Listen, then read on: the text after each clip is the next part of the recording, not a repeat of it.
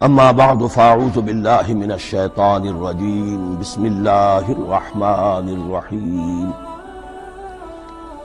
الحمد للہ رب العالمین الرحمن الرحیم مالک یوم الدین ایاک نعبد و ایاک نستعین اہدنا الصراط المستقیم صراط الذين أنعمت عليهم غير المغضوب عليهم ولا الضالين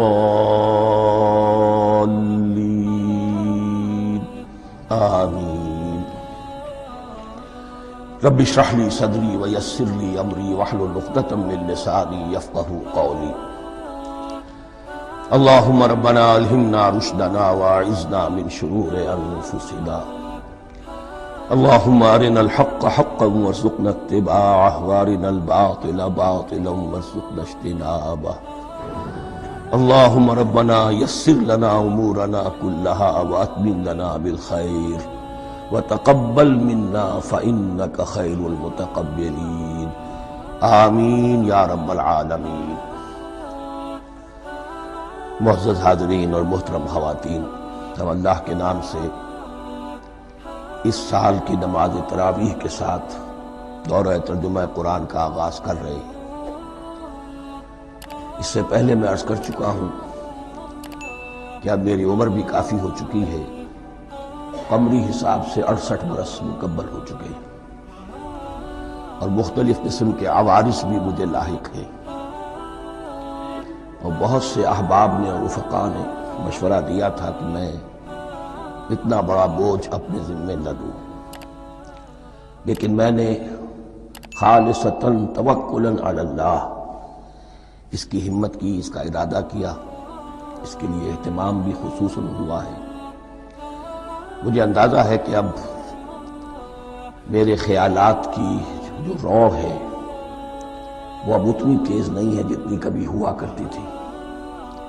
کراس ریفرنسز بھی جو ہیں قرآن حکیم کے وہ اتنے مستحضر نہیں ہیں جتنے کبھی ہوتے تھے، بلکہ واقعہ یہ ہے کہ میری زبان بھی بعض اوقات لڑکھڑاتی ہے، اس لیے کہ مجھے جو ادویات استعمال کرنی پڑتی ہیں ان کا اعصاب پر بھی اثر ہوتا ہے، اور جو ہمارے اعضائے رئیسہ ہیں ان پر بھی اثر ہوتا ہے۔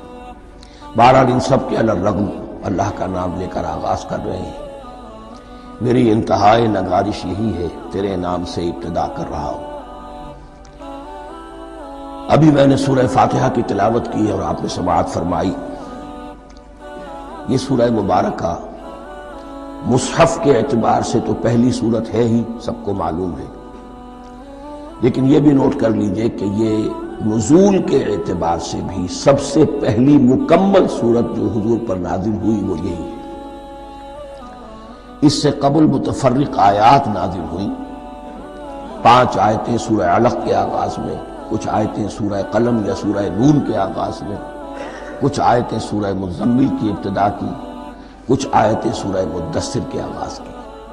5ویں وحی تقریباً اس پر اجماع ہے کہ یہ سورۃ الفاتحہ کی ہے، اور یہ مکمل سورت ہے جو حضور پر نازل ہوئی۔ سورۃ الفاتحہ کے معنی ہوئے افتتاحی سورت، فتح یفتح کے معنی ہے کھولنا، مفتاح کنجی کو کہتے ہیں، چابی کو۔ تو یہ اوپننگ سورہ آف دی قرآن، قرآن حکیم کی افتتاحی صورت۔ ویسے جیسا کہ میں تعارف قرآن کے ضمن میں عرض کر چکا ہوں، عربوں کا یہ مزاج تھا کہ جس چیز سے انہیں خصوصی محبت ہوتی تھی اس کے بہت سے نام رکھتے تھے، اس کے بھی بہت سے نام ہیں۔ سورۃ الفاتحہ سب سے عام ہے، لیکن الکافیہ، الشافیہ، ام القرآن، اساس القرآن، کم سے کم یہ 4 نام تو میں سمجھتا ہوں کہ ہر مسلمان کو مزید معلوم ہونے چاہیے، اور بھی بہت سے نام ہیں۔ اس سورہ مبارکہ کی بالاتفاق و بالاجماع 7 آیتیں ہیں، اگرچہ ان کی ترتیب میں کچھ اختلاف ہے۔ ایک رائے، یہ رائے امام شافعی کی بھی ہے، اور بصرہ کے جو قراء تھے ان کی بھی ہے، کہ آیت بسم اللہ بھی سورہ فاتحہ میں شامل ہے، اس کا جز ہے، وہ اس کو شامل کر کے پھر 7 آیتیں بناتے ہیں، تو آخری جنہیں ہم دو آیتیں سمجھتے ہیں، صراط الذین انعمت علیہم غیر المغضوب علیہم ولا الضالین، وہ ان کے نزدیک ایک آیت ہے۔ تو گویا کہ نتیجہ یہ نکلا کہ آیتوں کی تعداد 7 ہی رہتی ہے۔ امام ابو حنیفہ رحمۃ اللہ علیہ کا موقف اور کوفے کے جو قراء تھے ان کا بھی موقف یہ ہے کہ آیت بسم اللہ نہ سورہ فاتحہ کا جز ہے نہ کسی اور سورت کا جز ہے، سوائے ایک مقام پر جہاں حضرت سلیمان علیہ السلام کا خط جو ہے نقل ہوا ہے، جنہوں نے ملکہ سبا کو لکھا تھا انہ من سلیمان و انہ بسم اللہ الرحمن الرحیم۔ تو قرآن کے متن میں صرف اسی جگہ پر یہ آیت شامل سمجھتے ہیں، باقی یہ صرف علامت کے طور پر کہ یہاں سے ایک نئی سورت شروع ہو رہی ہے درج کی گئی ہے۔ اس سورہ مبارکہ کو الصلاح قرار دیا گیا ایک حدیث میں، اس کا جو اسلوب ہے وہ دعا کا ہے، اور دعا کے ساتھ اس کی جو مناسبت ہے اور پھر اسی کی وجہ سے ہماری نماز کا یہ جزو لا ینفک بنا دیا گیا۔ بلکہ ایک حدیث جو میں آپ کو سناؤں گا اس میں اسی کو نماز قرار دیا گیا، الصلاح یہی ہے۔ ویسے وہ حدیث مبارک موجود ہے، من لم یقرأ بفاتحۃ الکتاب لا صلاۃ لمن لم یقرأ بفاتحۃ الکتاب، جو شخص سورہ فاتحہ کی تلاوت نہیں کرتا اس کی کوئی نماز نہیں۔ اس کے حوالے سے بھی ہمارے ہاں دو مسلک ہیں، ذکر صرف اس لیے کر رہا ہوں کہ آپ کے علم میں ہو، ان میں کوئی بنیادی فرق نہیں ہے۔ کسی بھی ایک رائے کا انسان قائل اور حامل ہو سکتا ہے بغیر اس کے کہ دوسرے کو بالکل غلط قرار دے، بلکہ یہ کہ اس کے لیے بھی گنجائش اپنے ذہن میں اور اپنے دل میں رکھے۔ تو ایک رائے یہ ہے کہ یہ میں کیا عرض کر رہا تھا کہ بھول گیا ہوں۔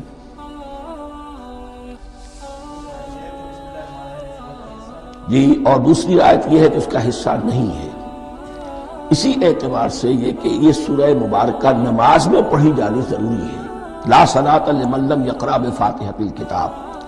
البتہ یہ اختلاف ہے، یہ بات جو میں ذکر کر رہا تھا جو ذہن سے نکل گئی، کہ آیا مقتدی جو ہے امام کے پیچھے کھڑا ہو کر جب نماز پڑھ رہا ہو تو کیا اس صورت میں بھی اس کے لیے لازم ہے کہ سورہ فاتحہ پڑھے؟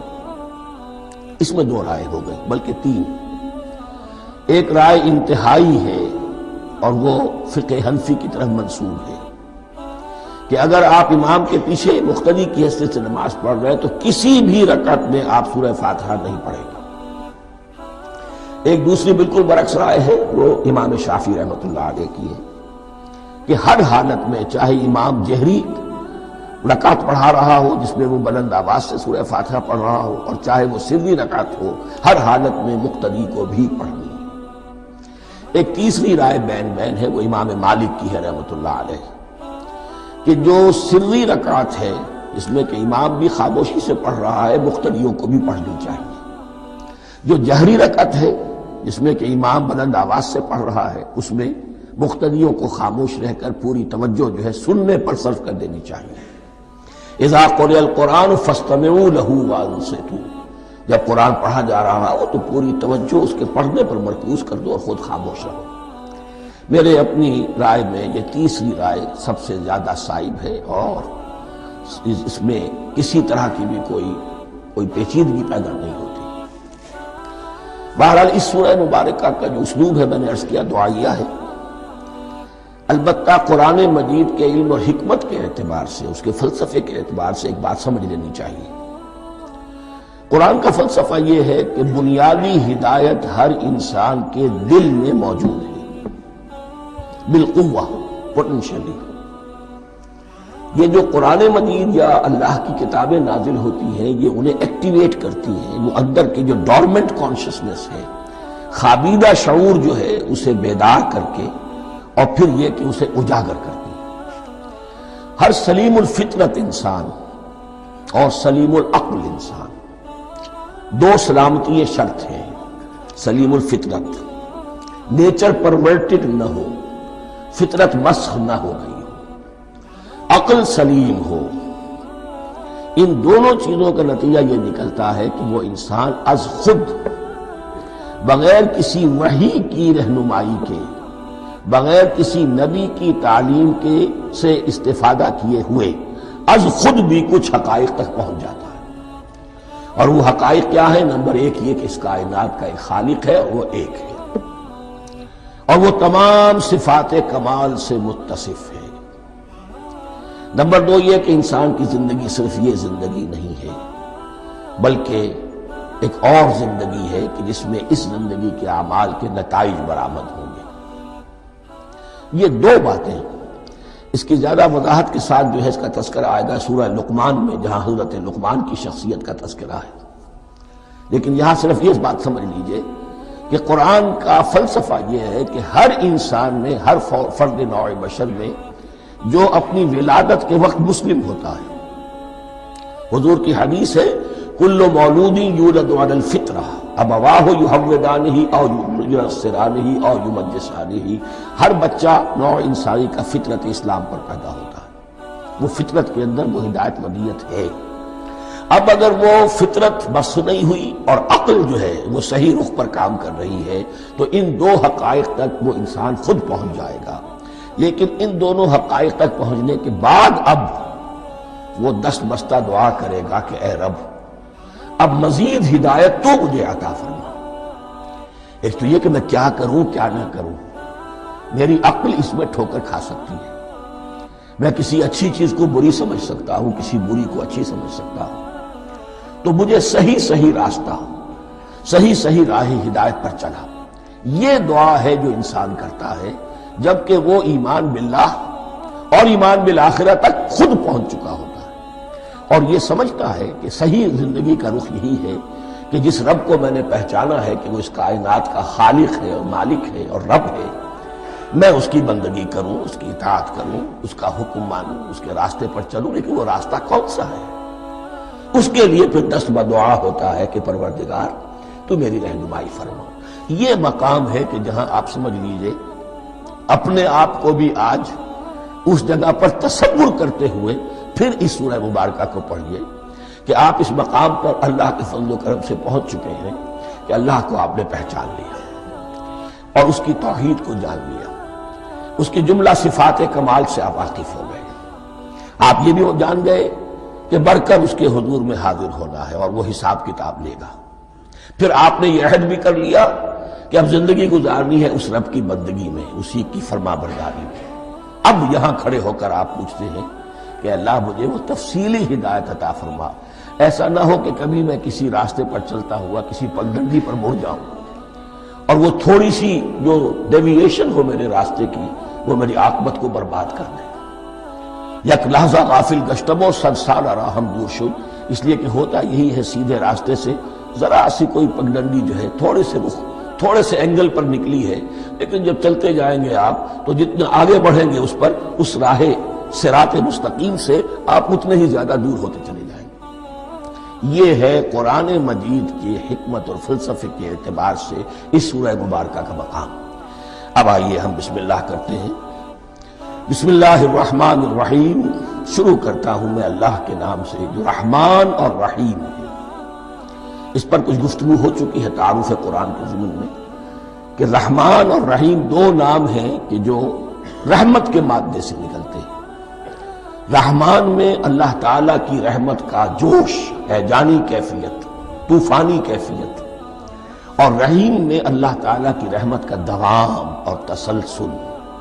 یہ دونوں کیفیات اللہ کی رحمت میں بیک وقت موجود ہیں، جس کا ہم تصور نہیں کر سکتے۔ ہم سمندر کو دیکھتے ہیں، متلاطم سمندر ہے، اس میں ہیجان ہے، طوفان ہے۔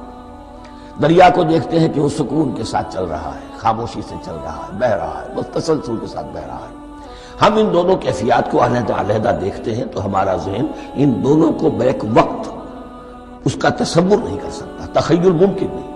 لیکن اللہ کی رحمت کی یہ دونوں شانیں مستقلاً ہر وقت موجود ہیں، بیک وقت، اسی لیے ان دونوں کے درمیان کہیں حرف عطف نہیں آئے گا۔ بسم اللہ الرحمن الرحیم، الحمدللہ رب العالمین۔ کل حمد، اور حمد کو ذہن میں رکھ لیجئے، حمد مساوی ہے تعریف جمع شکر۔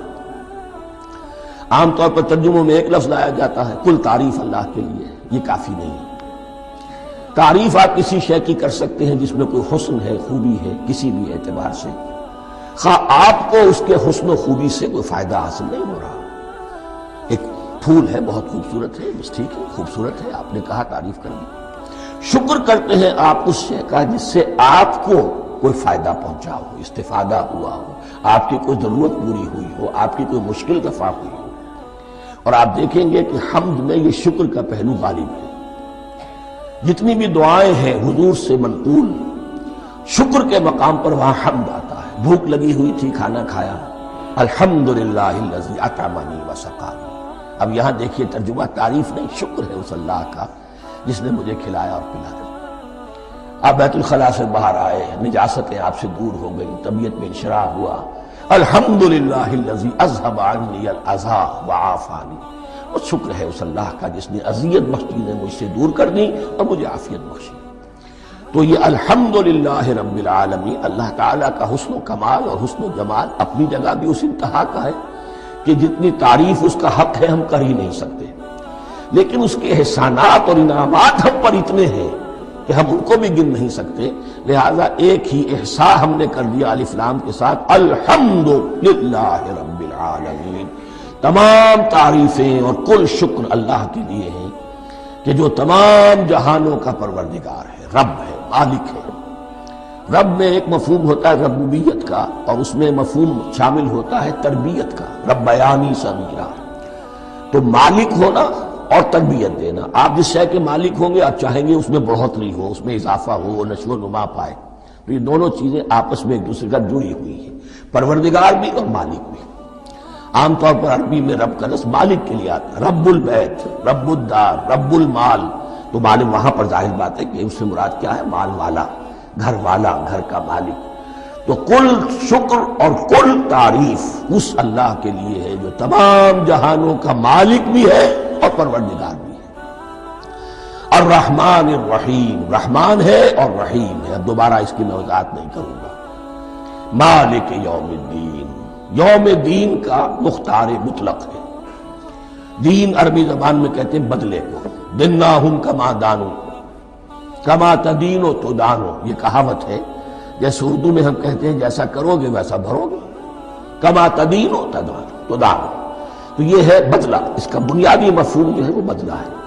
تو بدلے کا ایک دن ہے جس دن فیصلہ ہوگا کہ کون کیا کما کر لایا ہے اور اسے کیا بدلہ ملنا چاہیے۔ آیا اس کا برائیوں کا پلڑا بھاری ہے کہ اسے سزا ملنی چاہیے، یا اس کی حسنات اور نیکیوں کا پلڑا بھاری ہے کہ اسے جزا ملنی چاہیے، اس کا انعام اور اکرام کے ساتھ معاملہ کیا جانا چاہیے۔ وہ ایک دن ہے، اسے ہم یوم القیامہ کہتے ہیں۔ اور لیکن اصل بات جو یہاں کہی گئی، یعنی ایک جملے میں تین باتوں کا اعتراف ہو رہا ہے۔ بعث بعد الموت، ایک دن آئے گا کہ ہم مرنے کے بعد تمام انسان اٹھا لیے جائیں گے۔ پھر حساب و کتاب، پھر اللہ کے ہاں حاضری ہوگی اور حساب کتاب ہوگا۔ اور تیسرا یہ کہ اس حساب کتاب کے دن کا مختار مطلق اللہ ہے، یعنی کسی اور کو اپنے ذہن میں سہارا بنا کر آپ زندگی گزاریں کہ وہ مجھے چھڑا لے گا، یا وہ ہستی جو ہے اتنی زوردار ہے کہ وہ مجھے بچا لے گی، اس سے اپنے دل کو، اپنے ذہن کو بالکل پاک کر لیجئے۔ مالک یوم الدین، ایک دوسری جگہ پر قرآن میں آیا ہے، اس روز کوئی پکارنے والا پکارے گا، لمن الملک اليوم للہ الواحد القہار، آج کے دن کس کا اختیار مطلق ہے؟ اور پھر کہا جائے گا اللہ کے لیے، الواحد قہار، جو پوری طرح چھایا ہوا ہے، مستولی ہے۔ تو مالک یوم الدین، جو جزا و سزا کے دن کا مالک ہے۔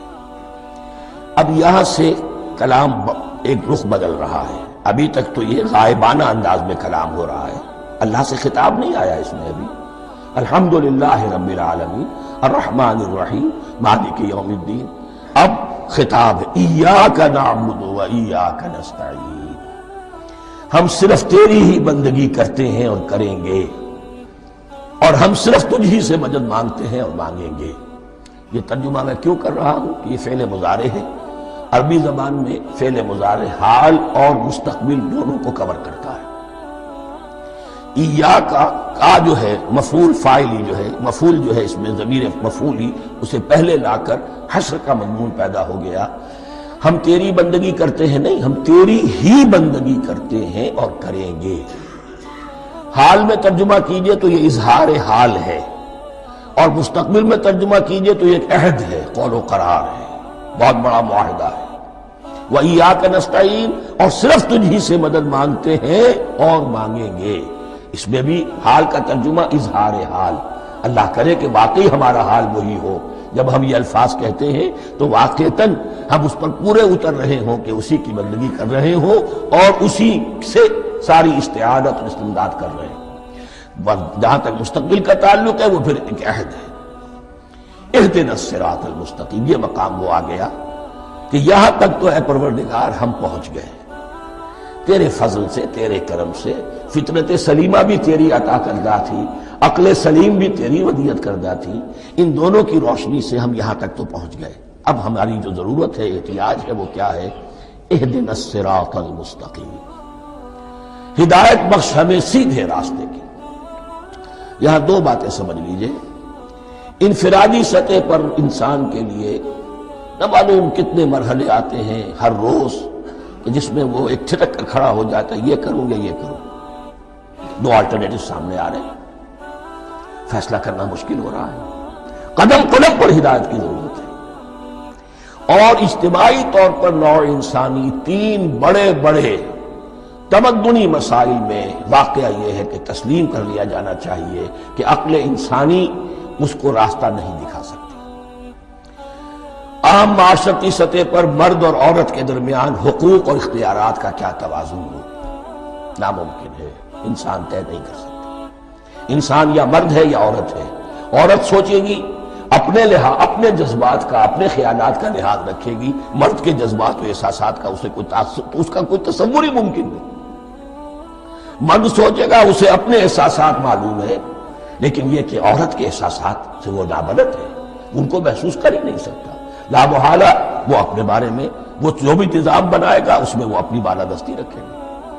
وہ تو ایک ہی ہستی ہو سکتی ہے کہ جو دونوں کی خالق ہے، مرد کی بھی عورت کی بھی، اور اس کو دونوں سے محبت ہے، دونوں کا خیر خواہ ہے، دونوں کا رب ہے، دونوں کو پروان چڑھانا چاہتا ہے۔ اسی طرح فرد اور معاشرہ یا ریاست، حکومت اور ریاست ہمیشہ یہ چاہتی ہے کہ سارے اختیارات ہمارے ہاتھ میں آ جائیں، ٹوٹلیٹیرین سوسائٹی ہو، بس ہم حکم دیں اور لوگ اس پر چلیں۔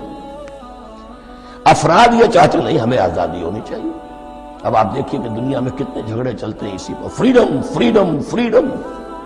وہ فریڈم واقعتاً اپنی جگہ پر ایک شے ہے، افراد کی آزادی ہونی چاہیے، لیکن افراد کی آزادی اتنی نہ ہو جائے کہ وہ مادر پدر آزاد ہو جائے، کوئی قانون، کوئی قاعدہ، کوئی اخلاقی کوئی حدود اور قیود جو ہے ان کا پابند نہ رہے۔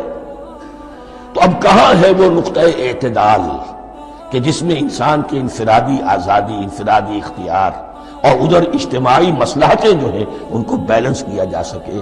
انسان طے نہیں کر سکتا، صرف اللہ ہی اس کے لیے نظام دے سکتا ہے۔ تیسرا مسئلہ ہے سرمایہ اور محنت، اس میں کیا توازن ہو؟ سرمایہ اور محنت دونوں مل کر کچھ بنا رہے ہیں، کچھ پروڈیوس کر رہے ہیں۔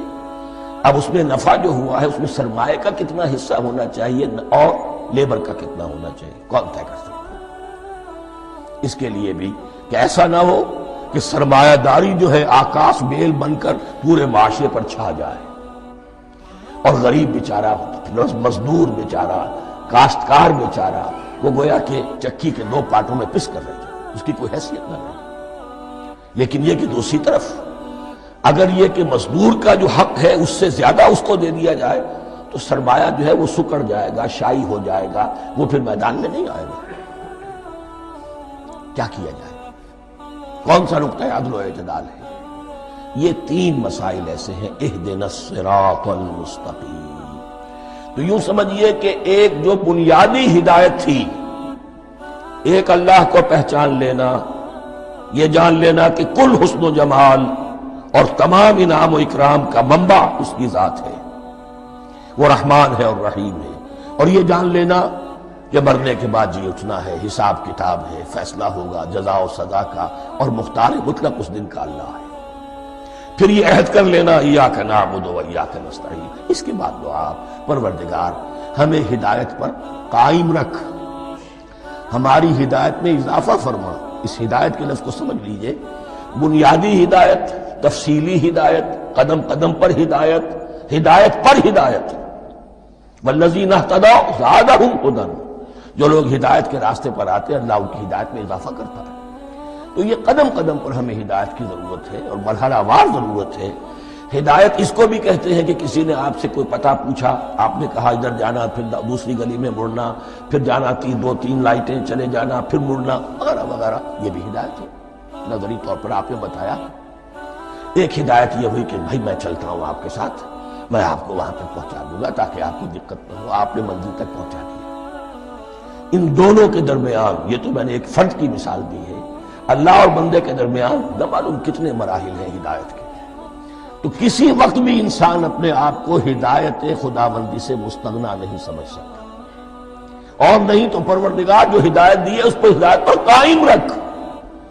کیا پتہ شیطان کا کوئی حملہ، کیا پتہ ہمارے نفس کی کوئی شرارت کسی ایسے رخ پر ہمیں ڈال دے کہ اب تک کی ساری کمائی بھی ضائع ہو جائے۔ لہذا یہ نہ سمجھیے کہ جب یہ ساری چیزیں ان کو معلوم تھی، ان چیزوں کا تو اقرار کر رہے تو اب ہدایت کون سی مانگ رہے ہیں؟ تو ہدایت کا تو بڑا میدان کھلا ہوا ہے، اور اس ہدایت کی وہ جو میں نے آخری شکل آپ کو بتائی ہے کہ منزل مقصود تک پہنچا دے، یہ ہدایت بھی قرآن مجید میں اس معنی میں بھی لفظ آیا ہے کہ اہل جنت جب جنت میں داخل ہوں گے تو جو ترانہ حمد ان کی زبان پر اس وقت ہوگا وہ کیا ہے؟ الحمدللہ الذی ہدانا لہذا وما کنا لنہتدی لولا ان ہدانا اللہ۔ کل شکر اس اللہ کا جس نے ہمیں یہاں تک پہنچا دیا، ہدایت دی یہاں تک پہنچا دیا، اور ہم ہرگز نہ پہنچ پاتے، ہم ہرگز ہدایت یافتہ نہ ہو سکتے اگر اللہ ہی ہمیں ہدایت نہ دیتا۔ اہدنا الصراط المستقیم، سیدھا راستہ، صراط الذین انعمت علیہم، اب اس کی مزید وضاحت ہے، راستہ اس کا ان لوگوں کا جن پر تیرا انعام ہوا۔ یہ کون لوگ ہیں؟ اس کی وضاحت آپ کو ملے گی سورہ نساء میں۔ من یطع اللہ والرسول فاولئک مع الذین انعم اللہ علیہم من النبیین والصدیقین والشہداء والصالحین۔ چار طبقات ہیں منعم علیہم جن پر اللہ کا انعام ہوا ہے۔ چوٹی پر انبیاء کرام، اس کے بعد صدیقین کرام، اس کے بعد شہداء عظام، اس کے بعد عام صالح مسلمان، صالح۔ یہ بیس لائن ہے، اس سے اوپر کا درجہ شہداء کا ہے، اس سے اوپر کا درجہ صدیقین کا ہے، اور پھر اس سے اوپر کا درجہ انبیاء کا ہے۔ انبیاء میں سے پھر وہ بھی ہوتے ہیں کہ جو اولو العزم میں من الرسل ہیں، لیکن یہ چار طبقات ہیں، ان کے راستے پر ہمیں چلا۔ غیر المغضوب علیہم ولا الضالین، جو مغضوب علیہم نہیں ہوئے، جن پر تیرا غضب نہیں ہوا، اور غضب ہوتا ہے ان پر کہ جو ہدایت کے واضح ہونے کے بعد ہدایت کو ترک کر دے، وہ ہے مغضوب علیہم۔ جنہیں ہدایت مل گئی ہو، ہدایت کو پہچان لیا ہو، پھر اپنی شرارت نفس کی وجہ سے، اپنی نفسانیت کی وجہ سے، اپنے تکبر کی وجہ سے، اپنے حسد کی وجہ سے وہ اس حق کو رد کر دے، اس کو ترک کر دے، ان پر اللہ کا غضب ہے۔ اور اس میں اس کی بہت بڑی مثال تاریخ کے اعتبار سے یہودی ہے۔ اللہ نے انہیں ہدایت دی، کتابیں عطا کی، تورات، انجیل، زبور، سینکڑوں نبی ان میں مبعوث کیے، 1400 برس تک نبوت کا تار ٹوٹا ہی نہیں، مسلسل۔ ابتدا میں بھی 2 نبی، موسیٰ اور ہارون، اور اختتام پر بھی 2 نبی، عیسیٰ اور یحییٰ علیہ السلام، اور ان کے مابین کوئی لمحہ نہیں آیا ہے تاریخ بنی اسرائیل میں جبکہ کوئی نہ کوئی نبی موجود نہ ہو، لیکن انہوں نے اپنی شرارت نفس کی وجہ سے ہدایت تورات سے بھی منہ موڑا، اور پھر سب سے بڑی بات یہ کہ ہدایت محمدی سے، ہدایت قرآنی سے بھی صلی اللہ علیہ وسلم منہ موڑا، وہ ہے مغضوب علیہم ولا الضالین، اور نہ ہی گمراہ ہوئے۔ یہ لفظ جو آتا ہے عربی زبان میں گمراہ کا بھی ہے اور تلاش حق میں بھٹکنے والے کا بھی ہے۔ ایک وہ شخص ہے جس پر حق ابھی واضح نہیں ہوا، وہ تلاش میں ہے، اس کے لیے بھی ضال کا لفظ آئے گا۔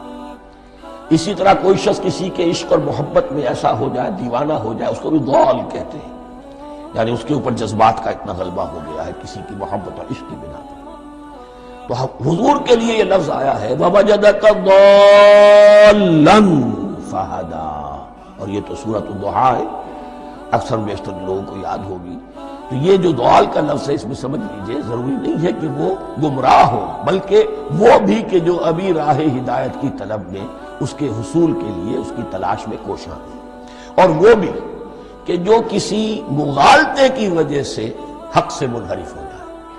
یہ بھی جان لیجئے کہ ایک ہے بدنیتی، تکبر، حسد، حق کو جان کر پہچان کر رد کر دینا یا چھوڑ دینا یا ترک کر دینا، ایک ہے کسی غلطی میں کسی جذبات کے اندر آ کر کسی غلو کے اندر مبتلا ہو کر اور حق سے منحرف ہو جانا۔ اس کی جو سب سے بڑی مثال ہے وہ نصارہ ہے، عیسائی ہے۔ حضرت مسیح کو انہوں نے مانا لیکن غلو کیا، یہ لفظ آئے گا آگے، لا تغلو فی دینکم، اپنے دین میں غلو نہ کرو۔ جیسے ہمارے ہاں بھی بعض لوگ ہیں جو حضور صلی اللہ علیہ وسلم کی تعریف میں، حضور صلی اللہ علیہ وسلم کے ساتھ اپنی محبت کے اظہار میں غلو کر جاتے ہیں۔ یہ انتہا درجے کو ہو گیا تھا حضرت مسیح علیہ السلام کے ماننے والوں میں، اور اس کی بنا پر انہوں نے تثلیث کا عقیدہ ایجاد کر لیا اور حضرت مسیح علیہ السلام کو اللہ کا بیٹا بنا دیا۔ اس کی سب سے بڑی مثال ضالین کی اس اعتبار سے کہ ہدایت پانے کے بعد کسی بدنیتی سے نہیں بلکہ کسی اچھے جذبے میں غلو کی وجہ سے رسول سے محبت کرنا تو اچھا جذبہ ہے، لیکن یہ محبت بھی ایک حد میں رہنی چاہیے۔ غلو کرے گی تو ظاہر بات ہے کہ اس کے بعد وہ گمراہی کی طرف لے جائے گی۔ تو یہ ہے اس سورہ مبارکہ کا ترجمہ، اور اس کے بعد آخر میں آمین کہنا یہ مسنون بھی ہے، کہنا چاہیے۔ البتہ اختلاف یہاں بھی صرف اتنا ہے کہ نماز میں جب آپ امام کے ساتھ ہیں، وہ اگر جہری قرات کر رہا ہے تو آیا اس کے بعد آپ کو بھی بالجہر کہنا ہے آمین یا نہیں کہنا، یہ اختلاف ہے، ان میں کوئی فرق واقع نہیں ہوتا۔ یہ چیز متفق علیہ کہ کہنا ہے آمین، بلکہ یہ آمین تو یہودیوں میں ہے، یہ آمین جو ہے یہ عیسائیوں میں بھی ہے۔ ان کی بھی جو پریئر لارڈس پریئر ہے اس کے بعد آمین، وہ آمین کہتے ہیں، وہ فرق وہ لفظ ایک ہی ہے، اس لیے کہ عبرانی زبان اور عربی زبان یا تو ہم یہ کہہ سکتے ہیں کہ دونوں بہنیں ہیں، کوئی ایک مشترک زبان تھی ان کی ماں جس کی یہ دو بیٹیاں ہیں، اور یا یہ کہنا پڑے گا کہ عربی زبان کی ماں جو ہے وہ عبرانی زبان ہے۔ بہرحال بڑا قریبی رشتہ عربی کا اور عبرانی کا ہے، اس اعتبار سے وہ آمین۔ اب آپ کو معلوم ہے ہم السلام علیکم وہ کہتے ہیں، وہ سلام کہتے ہیں، فرق کیا ہے؟ وہ تو تلفظ کا فرق ہے۔ اسی طریقے سے اور بہت سے الفاظ ہیں، میں بعد میں بتا۔ اب میں اس سورہ مبارکہ کے بارے میں خاص حدیث آپ کو سنانا چاہتا ہوں، اور اسی سے در حقیقت جو امام ابو حنیفہ کا موقف ہے رحمۃ اللہ علیہ، اس کی حقانیت مزید مبرہن ہو جائے گی۔ یعنی کیا کہ آیت بسم اللہ سورہ فاتحہ کا جز نہیں، سورہ فاتحہ الحمدللہ رب العالمین سے شروع ہوتی ہے۔ وہ میں آپ کو بتانا بھول گیا کہ جن کے نزدیک یہ سورت کا جز ہے وہ پھر جہری قرات میں بسم اللہ الرحمن بھی بلند آواز سے کہیں گے، اور جن کے نزدیک یہ سورہ فاتحہ کا جز نہیں ہے وہ نہیں کہیں گے، وہ الحمدللہ رب العالمین سے قرات کریں گے۔ تو کوئی فرق نہیں ہے بنیادی۔ یہ حدیث جو ہے یہ مسلم شریف میں ہے اور حدیث قدسی ہے، اس کے راوی حضرت ابو ہریرہ ہے رضی اللہ تعالی عنہ، اور اس حدیث نے اس سورت کے مضامین کا نہایت عمدہ تجزیہ کر دیا ہے۔ حدیث کے الفاظ سن لیجئے، قسمت الصلاۃ بینی و بین عبدی نصفین۔ اللہ تعالیٰ فرما رہے ہیں، حدیث قدسی ہے، میں نے نماز کو، صلاۃ کو اپنے اور اپنے بندے کے درمیان آدھا آدھا تقسیم کر لیا، فنصفها لی ونصفها لعبدی، اس کا نصف جو ہے وہ میرے لیے ہے اور نصف جو ہے وہ میرے بندے کے لیے ہے، ولعبدی ما سأل، اور جو میرے بندے نے مانگا میں اسے دوں گا، میرا وعدہ ہے یا میں نے اسے دیا۔ اس کے بعد اس کی تفصیل آتی ہے، اذا قال العبد، جب بندہ کہتا ہے الحمدللہ رب العالمین، قال اللہ حمدنی عبدی، جب بندہ کہتا ہے الحمدللہ رب العالمین، اللہ فرماتا ہے میرے بندے نے میری حمد کی۔ وَإِذَا قَالَ الرَّحْمَٰنِ الرَّحِيمِ قَالَ اللَّهُ اثْنَىٰ عَلَيَّ عَبْدِي، جب بندہ کہتا ہے الرحمن الرحیم، اللہ فرماتا ہے میرے بندے نے میری ثنا کی۔ وَإِذَا قَالَ مَالِكِ يَوْمِ الدِّينِ قَالَ اللَّهُ تَعَالَىٰ مَجَّدَنِي عَبْدِي، میرے بندے نے میری تمجید بیان کی، میری بزرگی بیان کی۔ اب یہ تین آیتیں ہو گئیں، تینوں میں اللہ کی حمد ہے، ثنا ہے، تمجید ہے، یہ تین آیتیں خالص اللہ کے لیے ہو گئی۔ اب چوتھی آیت آئی، ایاک نعبد و ایاک نستعین۔ اس کے بارے میں جب بندہ کہتا ہے اذا قال العبد ایاک نعبد و ایاک نستعین، قال اللہ تعالی ھذا ما بینی و بین عبدی ولعبدی ما سأل، یہ میرے اور میرے بندے کے درمیان ہے۔ یہ تو یوں سمجھیے کہ یہ گرا لگ گئی ہے میرے اور میرے بندے کے مابین۔ اس نے مجھ سے قول و قرار کیا ہے، اس نے میری بندگی کا اعتراف کیا ہے، اس نے تسلیم کیا ہے کہ میری ہی بندگی کرتا ہے اور کرے گا، اور مجھ سے مدد چاہیے۔ ھذا ما بینی و بین عبدی، یہ معاہدہ ہے، معاہدہ دو فریقوں کے مابین ہوتا، یہ میرے اور میرے بندے کے مابین ہے۔ وَلِعَبْدِي مَا سَأَلَ، اور میں نے اپنے بندے کو دیا جو اس نے مانگا، وہ میری مدد چاہتا ہے، میری مدد اس کے شامل حال رہے گی۔ فَإِذَا قَالَ، اور جب بندہ کہتا ہے اهْدِنَا الصِّرَاطَ الْمُسْتَقِيمَ صِرَاطَ الَّذِينَ أَنْعَمْتَ عَلَيْهِمْ غَيْرِ الْمَغْضُوبِ عَلَيْهِمْ وَلَا الضَّالِّينَ، قال اللہ تعالی ھذا لعبدی ولعبدی ما سأل، یہ تین آیتیں یہ میرے بندے کے لیے، اهدنا الصراط المستقیم، اسی صراط مستقیم کی وضاحت ہے مثبت، صراط الذین انعمت علیہم، اسی صراط المستقیم کی وضاحت ہے منفی انداز میں، غیر المغضوب علیہم ولا الضالین۔ یہ سب میرے بندے کے لیے ہے اور میں نے اپنے بندے کو دیا جو اس نے مانگا۔ اس کو میں نے ایک مرتبہ یہ ترازو کی شکل میں اس کو لکھوایا تھا۔ دیکھیے یہ ایاک نعبد و ایاک نستعین، یہ ہے وہ ترازی کی وہ ڈنڈی، واو جو ہے ایاک نعبد و ایاک نستعین، واو جو ہے گویا کہ وہ مٹھ ہے جس سے کہ ترازو کو پکڑا جاتا ہے۔ ادھر ایک پلڑا ہے جس کی تین آیتیں ہیں، الحمدللہ رب العالمین الرحمن الرحیم مالک یوم الدین۔ اس کا نتیجہ کیا نکلا؟ ایاک نعبد۔ آپ نے شاید یہ سنا بھی ہو، ایک بہت ہی عمدہ قرات کا جو ریکارڈ ہے قاری عبدالباسط عبدالصمد کا، وہ یہاں سے چل کر سورہ فاتحہ کی قرات کر کے ایاک نعبد پر آ کر رکتا ہے، الحمدللہ رب العالمین الرحمن الرحیم مالک یوم الدین ایاک نعبد۔ گویا کہ یہاں یہ صورت بالکل ہاف ہو گئی ہے، تین آیتوں میں اللہ کی حمد ہے، ثنا ہے، تمجید ہے، جس کا نتیجہ ہم تیری ہی بندگی کرتے ہیں، تیری ہی اطاعت کریں گے۔ لیکن اب اس کے بعد سوال ایاک نستعین، اسی کی جو استعانت کیا درکار ہے ہمیں؟ ہدایت۔ ہدایت سب سے بڑی استعانت ہے، ہدایت ہی تو سب سے بڑی مدد ہے۔ اهدنا الصراط المستقیم صراط الذین انعمت علیہم غیر المغضوب علیہم ولا الضالین، یہ ایاک نستعین کے حکم کے ساتھ یہ تین آیتیں آ گئیں، اهدنا الصراط المستقیم صراط الذین انعمت علیہم غیر المغضوب علیہم ولا الضالین۔ قسمت الصلاة بینی و بین عبدی نصفین فنصفها لی ونصفها لعبدی ولعبدی ما سأل۔ اللہ تعالیٰ اس سورہ فاتحہ کا جو اصل مفہوم ہے وہ بھی ہمارے ذہنوں پر، ہمارے شعور کی سطح پر اسے اجاگر کیے رکھے، ہمیں توفیق دے کہ جب بھی پڑھیں، جب بھی سنیں تو وہ کیفیت اگر ہو جائے۔ اس لیے کہ ایک حدیث ہے کہ الصلاۃ معراج المومنین، نماز تو اہل ایمان کے حق میں معراج کے درجے میں ہے۔ اس حوالے سے ہم یہ سمجھ سکتے ہیں کہ کوئی وقت ایسا آ سکتا ہے